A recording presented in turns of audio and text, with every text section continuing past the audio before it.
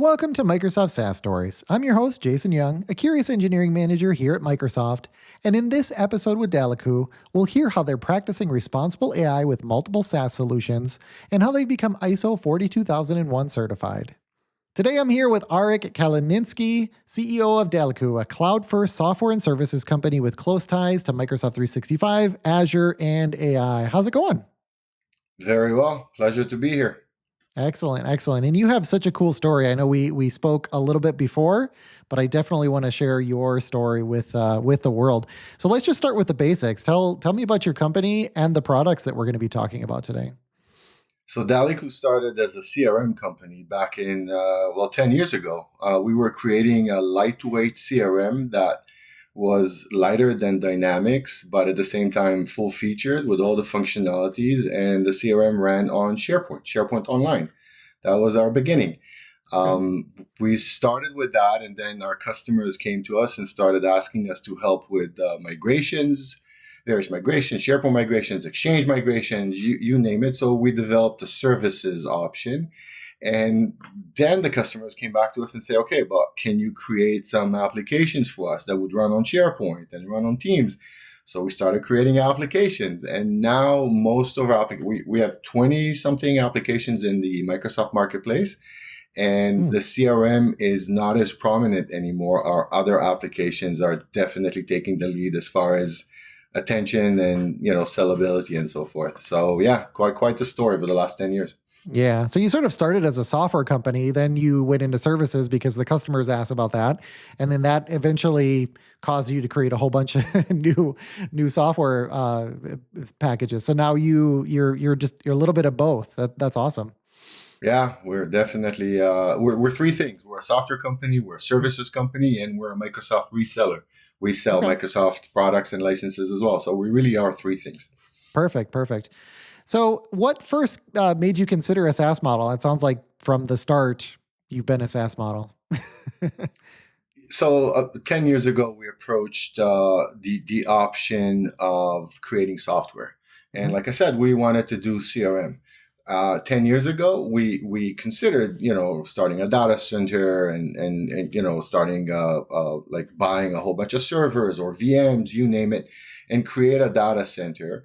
But the alternative was obviously SaaS. And SaaS did not require a data center. SaaS did not have any additional costs for maintaining a data center, electricity, the administration, and so forth. And about 10 years ago, SaaS became a pretty viable option in terms of SharePoint. SharePoint Online Mhm. uh, became a viable option about 10 years ago. So we said, instead of installing SharePoint, which was our platform of choice on a server and so forth, we're just gonna use SharePoint Online. Mhm. Uh, Back then, it was SharePoint Classic still online. And then Microsoft, about 2 or 3 years ago, decided to change the rules of the games and introduce SharePoint, modern SharePoint, and the whole Microsoft 365 environment and platform. And we just went with it. We just rode that wave, and we continued looking and working with the cloud first SaaS model that was heavily relying on SharePoint at the time. And over the years, we've added Azure and so forth. So SaaS was really, when you think about it, the logical way to go forward, because the alternative was to create a data center from the ground up, which Right. is costly and takes a long time. SaaS Mhm. was almost a given when I think about it. Yeah, and it was good timing in 2015. I mean, things were really maturing at that point. It sounds like you were able to build on a platform that had really started to mature or was at a mature stage at that point. And I can't help but think if you had invested in a data center, yeah, and then later you had changed your mind and wanted to slowly go to a SaaS model, like it would have been way more complicated, way more costly. So that, I mean, in hindsight, it sounds like that was a really good decision to go that direction. Absolutely. We were Yeah. like we did our due diligence, and we decided to be a cloud first and a SaaS first company. Yeah. Yeah. So it sounds like you're really leveraging the Microsoft tech stack, building on all of the great features that are there. Absolutely. Yeah. We believe in the Microsoft tech stack. We believed in it from the get go. And the old saying, or my old saying, and I tell it to anyone who wants to listen, there's a few cloud giants in the world right now, right? Amazon has a fantastic backend, AWS, which we're very familiar with. You know, you can spring up a whole bunch of machines and services, Kubernetes, you name it. It's fantastic. They don't have a front end, right? That there's nothing at the front. Google Right. has a very nice front end, you know, Google Workplace or G Office or whatever they call it right now. Hmm. But their back end is not as it's not mature. It's not as good as Amazon. That the only company, in my opinion, and that has been my opinion for the last 10 years, really, the only company that offers, you know, both a fantastic back end and a great front end is Microsoft. You Hmm. have Azure in the back, and you have even SharePoint if you want to use it as a backend platform, Exchange as a backend platform, and you have the Office suite in the front. You have the SharePoint, you know, runtime options at the front. You have Outlook to run with Exchange in the back. So really, when you think about it, Microsoft is even still the only company that offers both a fantastic, reliable, scalable backend and a user intuitive and rich front end. Wow. Yeah. That makes perfect sense. And then we have companies like yours further extending that and making the platform even better with the solutions that you're building. That's awesome. Thank And you. then I wanted to ask you about pricing model, because I know a lot of companies really have like think a lot about their pricing model and it affects how their services work. So how do you think about pricing and what's your pricing model? So we have different models for our different tiers. Our software is usually based on subscription, and we try to go for annual subscriptions, but we would accept also monthly subscriptions.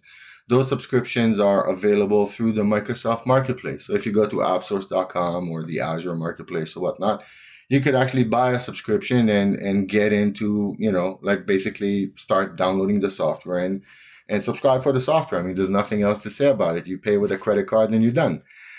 For services, it's a little more complicated because services usually have a SOW, a statement of work. They have requirements and SRS and so forth, and those are really customizable. So you can't really go into a subscription model. You have to understand the requirements, devise a SOW, a statement of work, and create pricing. And what we find is that most of our customers like fixed cost pricing, where we take on the risk of delays and changes, scope creeps, and so forth. Mm, And so, for the most part, when we do services, we go with a fixed cost model. okay. And then in the software world, like what do you think were the biggest challenges? I would say like over the last 10 years while you've been doing this. And have they been like mostly business challenges? Were they technical challenges, as you're building on these various platforms? So I'm going to start with the business challenges, which are, I think, familiar. They're familiar to any entrepreneur, right? You start a new company, you want to get exposure, you want to be recognized for something you do.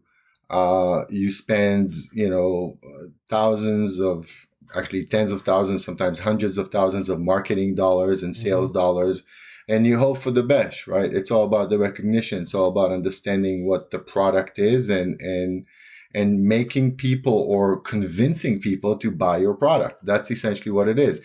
But that's not unique to us. I think anyone who starts a business faces these challenges, right? Getting recognized and getting a customer base, getting a revenue stream and maintaining profitability. Hmm. What I think is unique to us as a Microsoft partner or, many of the Microsoft partners, and I'm not going to be shy about it because I keep on telling Microsoft that any convention that I go to or any forum I go to, Microsoft changes the rules a lot. Every couple of years, there's something new that's Hmm. popping up and it's completely revolutionary and you have to start your code base from scratch. And it's not easy to keep up with Microsoft. And I think many Microsoft would say the same exact thing. I know I share the opinion with many other Microsoft partners. I'm Hmm. not sure what the solution for that is because Yeah, Microsoft has to continue reinventing and exactly. innovating. So I don't know that I have a solution. But if we're talking about pains, this is certainly one of our pains, keeping up with Yeah. Microsoft and the ever expanding product and services base that they offer. Yeah. That sounds like the industry too. Like it's not just Microsoft, right? The whole industry, it just the pace of change is so fast, and and Microsoft is part of that industry wide change as well. Sometimes driving it, sometimes just changing due to things that pop up, right? Like we've been obviously big in AI for a long time, and then AI just exploded, right? So like things have to change, things have to move quickly. Right. It's this is the world we live in. So this is not a complaint. This is more of Right. a It's an vent. I'm observation. venting. Yeah. I'm venting Right. about how tough it is to be a Microsoft partner. But I think really the conversation is about, if you're in technology, you have to change indefinitely, and that's what Yeah, we do. We keep on absolutely. reinventing ourselves because we're in this space. Yeah. Then my next question I think is really relevant, which is, as you look back, is there anything that you wish you had done differently? Like if you could go back in time and tell yourself, like, here's the secret. Well, there's a bunch of products that maybe we wouldn't have gone with Mhm. and not spend so much time and money on.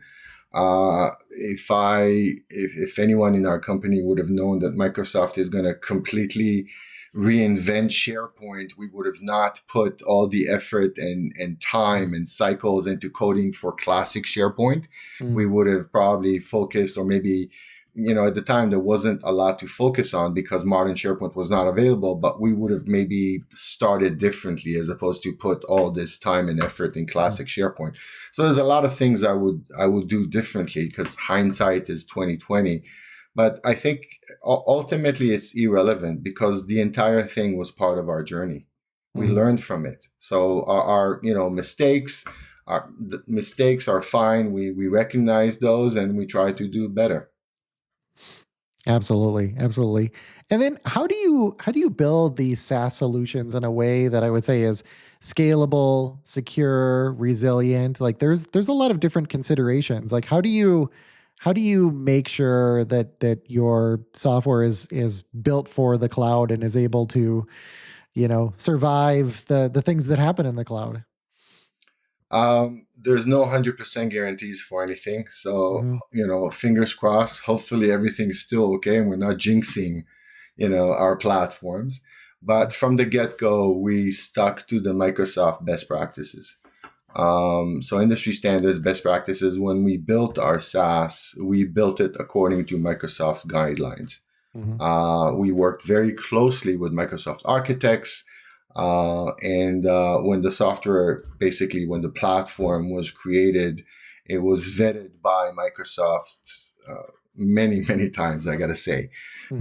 The other thing is, because most of our products are in the App Store, in the marketplace, before they're being published, they also are being vetted many times. So that serves as a reassurance to the fact that we're doing everything right, because it's like almost like a final check before you go live. Right. Last but not least, as of late, if I'm looking at the last month or so, back in January, we became ISO 42001 certified. Hmm. That took a few months to get, and many, many audits. And it changed the certification process, changed the way we build our code. Our code has to now follow very strict responsible AI rules. Our code uses a lot of AI. We use AI in part of our code as well to create the code, to code, the various applications. And we follow ISO 42001 because we are certified, and Hmm. we're being audited now on a monthly basis. So it's not like we have we don't have an option here. And I think that, our starting up at Saas, following Microsoft rules and regulations, being vetted by Microsoft constantly, and now being audited by a third party accredited, ISO 42001 accreditor, I guess. They're a third party. That all means that we're doing our best. Hmm. I can't say that whatever we're doing is always the best possible way, because nothing is 100%. but I'm being constantly reassured that we're doing our best as far as security, as far as scalability, and as far as reliability. Yeah. What all does that ISO 42001, what does that encompass? So ISO 42001 stands for AI management systems. Okay. And essentially what it is, it's a constant scrutiny of the way you use AI within your entire agency. So not just in Mm, coding, but everything you do in your services, in your coding, in product development, in even customer service, in the way we use AI and the type of AI that we procure and we sell. So it has agency over everything we do. And basically the gist of it is that it aims towards getting us in constant compliant mode with best practices towards responsible AI. yeah. Right, and then there's That's there's a great. lot of there's a lot of controls. I guess I can't get into all the controls that it encompasses, but there's a lot of controls, tons of paperwork that we had to fill in, Hmm. two audits that we had to go through. And the ISO is publicly available. It's a Hmm. global standard, so anyone can just look it up and see what it means, right? Once you adhere to it, it it's essentially broadcasting to the world that you're following these best practices around AI management systems. Yeah. That's fantastic though. I mean, there's so much concern over, AI, and responsible AI is it's just really critical for that process of developing the application, making sure that you're shipping responsible AI applications. So it's great to see that sort of guiding those decisions and making sure that you're following all of those rules. I really commend that. That's awesome. Thank you. Thank you. Yeah. Do you want to talk a little bit more then too about the AI capabilities that you have in some of your applications? Like, what are some of the things that you found that AI is really useful for as you're building applications? Sure. So we started using AI way before, what is it, November 2021, when ChatGPT broke out and everyone started talking about it, because we Mhm. used GitHub Copilot prior to Yeah. ChatGPT. Mm. It wasn't great, but we gave it a go because we thought that it's going to take the job, not the job per se, but it's going to take some of the practices that really junior programmers are doing, code checks, reviews, and whatnot. Uh, Ultimately, we don't hire junior programmers. Most of our programmers are either senior or at the very least intermediate. Most Mhm. of our admin personnel are senior. Some of them are MVPs. And in our scenario, when senior developers did junior programmers work, it's a waste of their skill, it's a waste Mhm. of our money, it's a waste of our time. So Copilot GitHub was a perfect fit because now we could hire this junior programming in terms of basically getting Copilot GitHub to do all the junior programming stuff. Right. So that's how it started. It wasn't great, but it became better. And Mhm. to date, we're still using Copilot GitHub with its new capabilities. And we're part of the journey. We see it grow in our, in terms of how we code our stuff, our Mhm. products. As far as our products and what we offer, some of the products that we offer basic AI functionalities. Like, for example, Celebrations, that is a product that you can buy on the marketplace. It has AI in terms of it offers AI in terms of, it tracks how people celebrate previous celebrations, birthdays, and so forth, whether Mm. they're getting together to go to a coffee or, meeting at the company, I don't know, water cooler or whatnot, Yeah. or buying muffins or whatnot. It tracks that, and it offers similar activities for upcoming celebrations. So it would, we have an option that says, oh, next week it's Jason's birthday. Last week, we went with It Jeff actually, it to, actually is, by the way. well, happy birthday. If Good you guess. if you install celebrations, everyone's going to be notified about it. So, but the AI component would basically say, next week it's Jason's birthday. Last week we went with Jeff to have coffee, to Mhm. grab coffee at the Constant Grind downstairs. Why don't we get together to do that now? Hmm. It could look at people's calendars and say, why don't we, 11 o'clock seems like a good time to do it. Why don't we all get together at 11 o'clock and go buy Jason a muffin and sing happy birthday? So it's becoming more useful in a social sense, Mhm. because it understands how things were done before. The alternative to that would be, oh, what do we do for Jason's birthday? Right. Well, then you start a Teams chat and there's a million opinions depending on the size of your team. But Hmm. here it's like, yeah, let's go downstairs to the coffee shop and buy him a muffin and hang out. And I mean, that's it. That's done. Like, why not? That's a Yeah. good suggestion, right? Because it learns from the past. So this is an example of how we use AI within some of our apps. Another very useful implementation of AI that we have is, we're a reseller for Microsoft Copilot. But what we've seen is that not all companies are buying Copilot for their, thousands and thousands of users, because it ain't cheap. It costs a pretty penny, and a company with 5,000 people, even 1,000 people, cannot justify $250,000 a year Mhm. for a Copilot, right? So what we offer is we offer our own bots and agents that we code using Azure AI. So it's still secure, it's still safe, it's still using the Microsoft AI stack.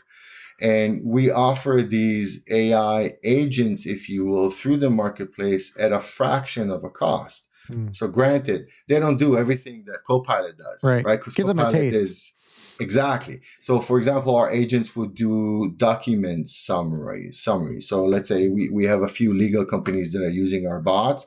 They have these bots on top of their, a few of their document libraries. And instead of reading those 100-page case documents or whatnot, they just ask our bot, give me a quick summary of what it says, and can you suggest some insights? And it does that. Yes, Copilot does that as well, and does a lot of other things, but Mhm. our bot does that at a fraction of the cost, still using Microsoft's AI stack.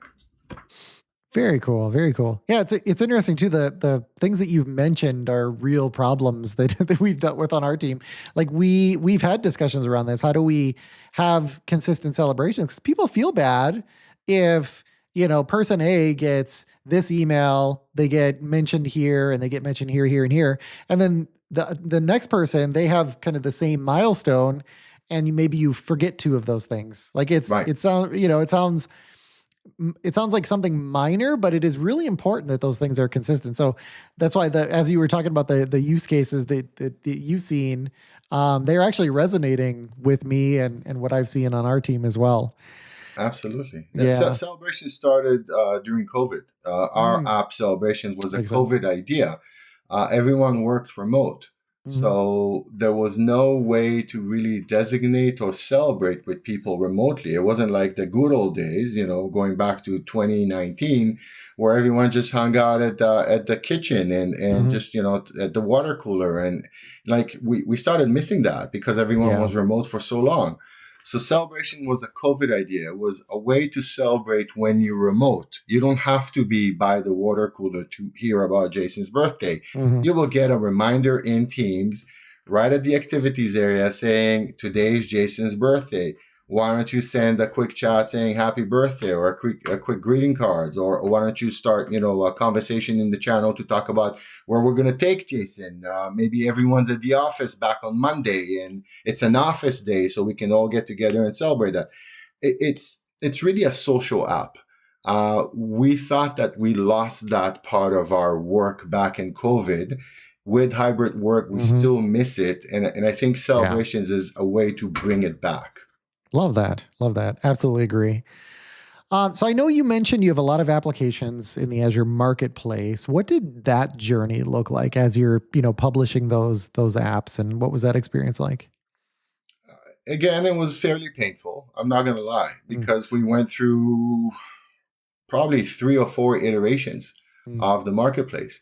And every time we went through the next iteration, we had to rejuvenate our code mm, base for our SaaS models, for our SaaS products. So it wasn't an easy journey. It was a journey. Let's describe it as that. yeah. And now we're at the point where we have a good SaaS engine that we can build on top of, and we found almost a sweet spot where we can just continue using that SaaS model, the SaaS Mm. engine that we built, to continue and upload additional SaaS-based applications into the marketplace until Microsoft changes the rules again, which I hope is not happening anytime soon.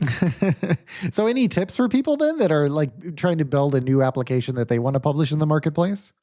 Patience.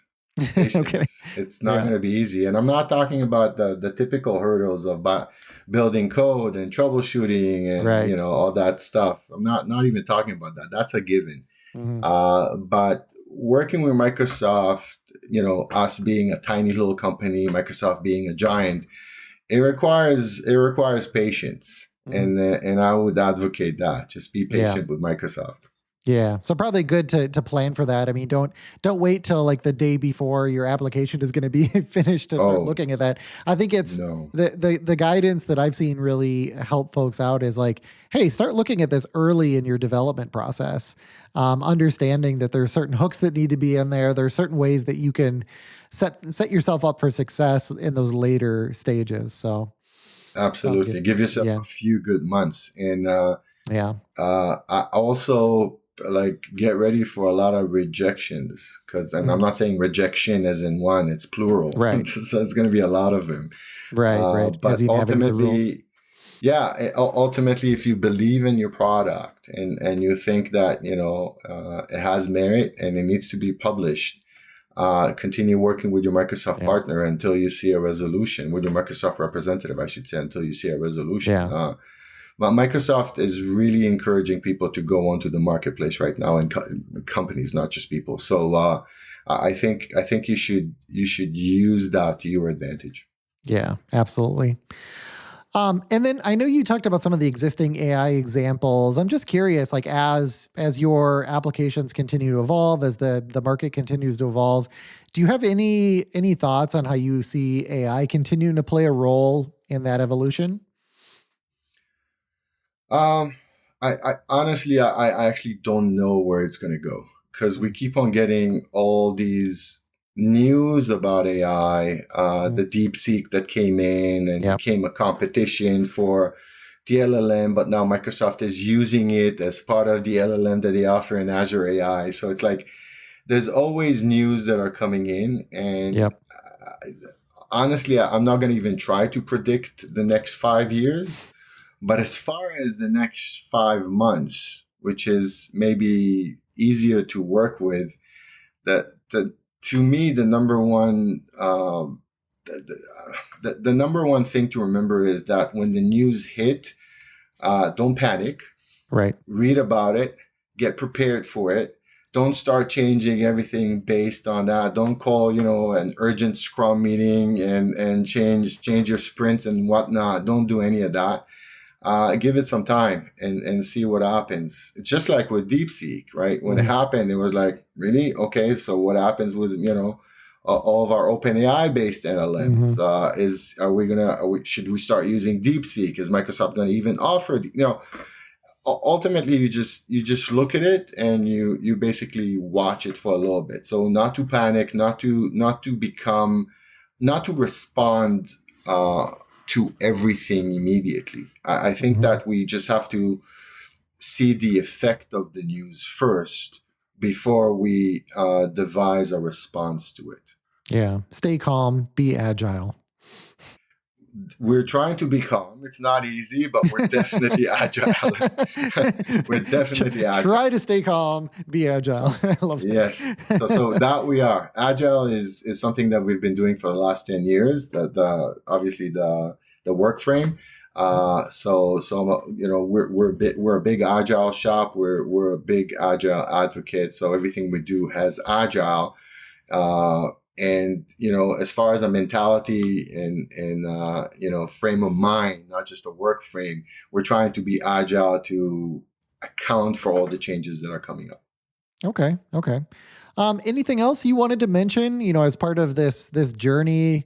We talked about resiliency and security and like the whole process there, how you're thinking about SaaS, starting as a SaaS company, really evolving with the how the times have changed, and then all of the AI features. Anything else that you're just dying to tell people that you think anybody who's listening would benefit from? Um, so I think something to consider is that if you are considering or looking into getting into the space that we are at, it's a bit of a cliche, the sleepless nights and all that. But ultimately, it really is true because my wife keeps on joking about the fact that I wake up in the morning and so we start our day at 6:30 or so, 6:30, right? And my phone has so many new notifications about new stuff that's coming in Right. that now we have to consider, is it relevant? And when Hmm. I talk about new stuff, it's not just within our tech stack or our customer base. It's Microsoft released such and such, OpenAI released such and such. Yeah, there's a Is it a triage of information. Exactly. And Hmm. our day, we have our to-do list, we have our stuff that, we have our things that we have to go through. But, and unlike maybe other lines of business, the legal space, the manufacturing space, that, you have your workload, you kind of understand what you need to do. And there's some exceptions to your day because some things are going to happen in manufacturing, some things are going to happen in your financial institutions, some things are going to happen in your legal institutions and whatnot. For us, it's it's not that some things are going to happen throughout the day. It's a ton of things are going to happen Right. throughout the day, and you have to understand whether you want to react to it now, you want to put a pin on it and deal with it later. Hmm. You want to add it to your sprint and figure it out later with the developers. Hmm. And I'm not just talking about our customer base. I'm talking about the world of technology and AI that is changing rapidly. Yeah. So there's only so much we can prepare for, but then the reality, I think our reality is slightly more chaotic than others because of the constant state of change that we're in. And, Hmm. and that applies to anyone, not just Microsoft partners, anyone Right. that deals with tech stacks of any sort, right? Yeah, absolutely. It's things just continue to accelerate. Absolutely. And I'm not even getting into the quantum computing side of things, Right. which is that's going to hit us in 5 years. And I actually, like I Yes. said, I'm not going to have a prediction for 5 years, but Yeah. I wonder where we're going to be when that thing hits us, and Yeah. we start looking at what is it called now? The name for it, advanced, general advanced AI, Yeah. where like when we get that, Yeah. The I think AGI. in Yeah. about, yeah, AGI, right? So when Hmm. we get that in about 5 to 6 years, potentially, as some of them models are showing right now. Hmm. There's a big argument over that. You remember what I said about the constant change that we have to Hmm. live in? That is going to become, yeah, that is going to become a The whole new singularity. entity. Yep. The Yep. singularity, right? I don't even know how to start approaching that, so we'll put a pin on that one. Perfect. Perfect. We'll have you back on to talk about the singularity when that happens. Very cool. Well, Arik, yeah. So, Arik, thank you so much for coming on here and talking about your journey and your products and your company. Thank you so much. Thank you. Pleasure.